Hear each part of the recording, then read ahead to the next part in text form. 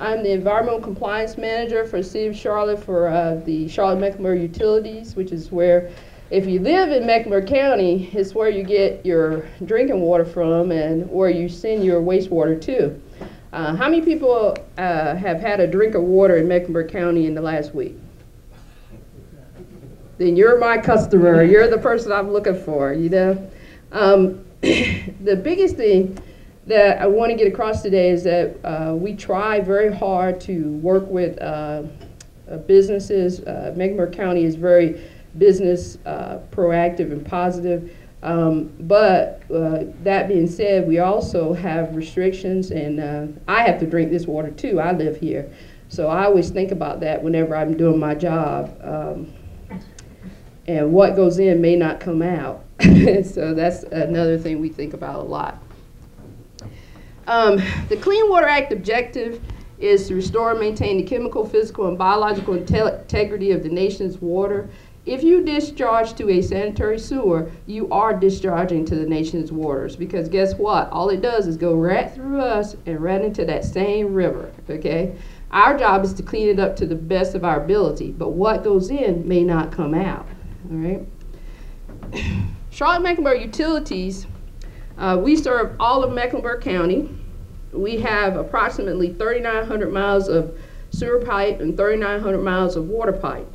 So once you drink that water and you have that cool, refreshing drink at night, and then you go and use the facilities, that's all the same water. It all just goes round and round in one big cycle. And that's something that a lot of people don't like to think about. They like to think, I think that once they put it in the bathroom that, you know, I got rid of it and I don't ever want it back. I'm done with it, you know.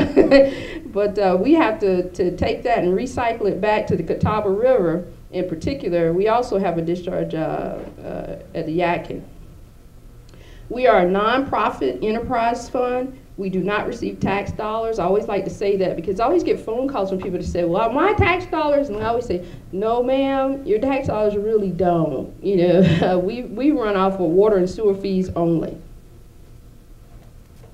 How well do we do our job? Well, we safely collect, treat, and recycle about 99.9% of more than 30 billion, that's with a B, gallons of wastewater each year. It comes in, we treat it, we put it back out to the same creek and stream that runs into the river.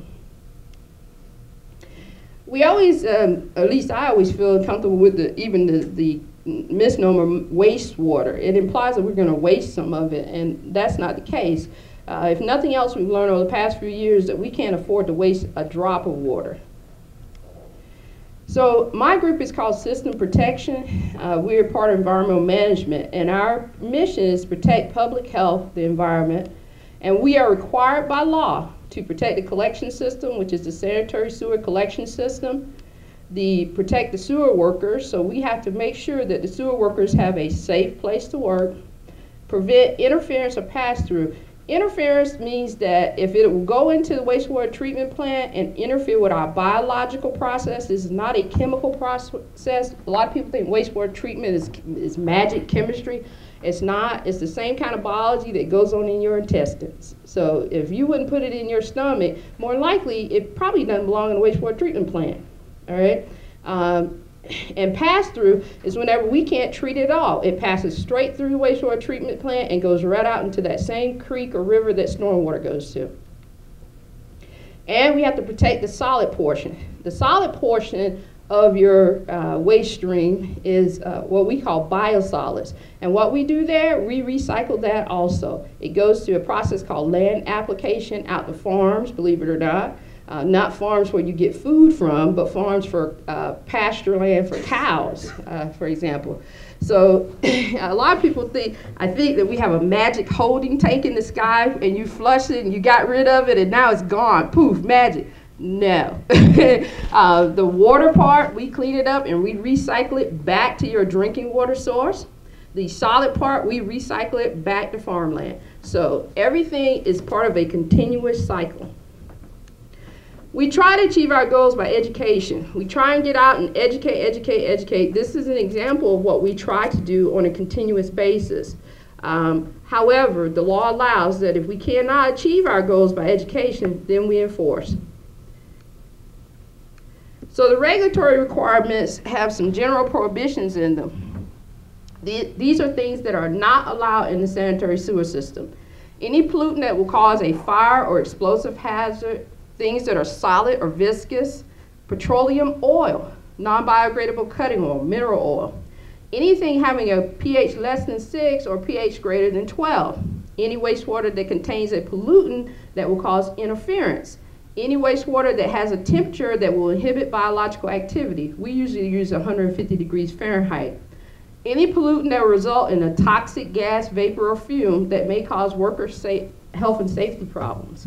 So if it's something that's going to get into the sewer system, which is a confined space and it's contained, okay, keep in mind whenever you discharge to the sanitary sewer, it's going into a network of piping. Some of the pipes are taller than I am, and some of them are only 8 inch. Most is 8 inch. Whenever you put it in there, it's in a confined space, meaning that if it off-gasses, that gas builds up in the sewer and can lead to problems, to say the least.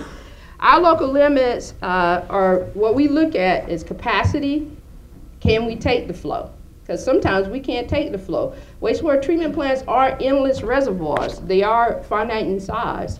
Treatability. If you send it to us, if you put a pollutant in there, can we remove it?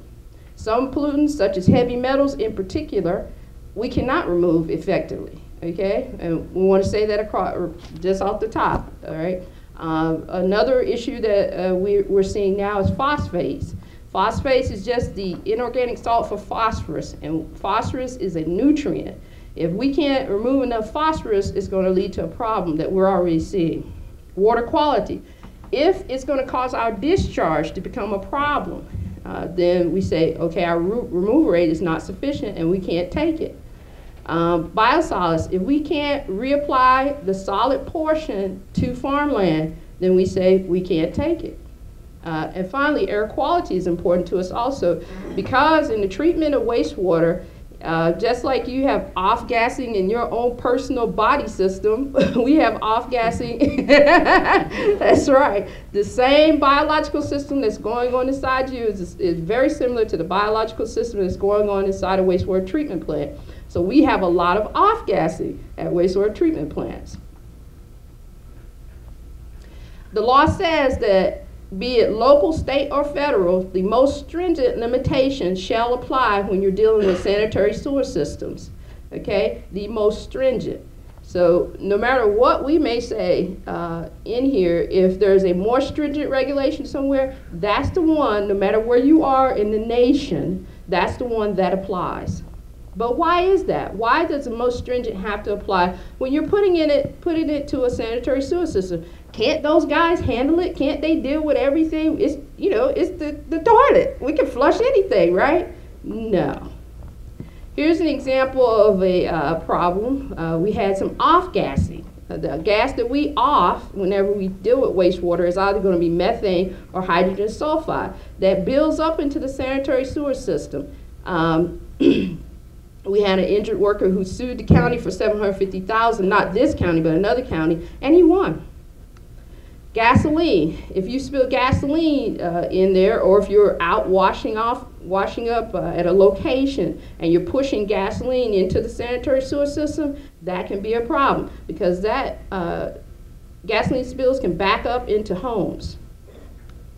Here's an example of a sewer collapse, or it actually was a result of an explosion. This happened, I believe, in Kentucky.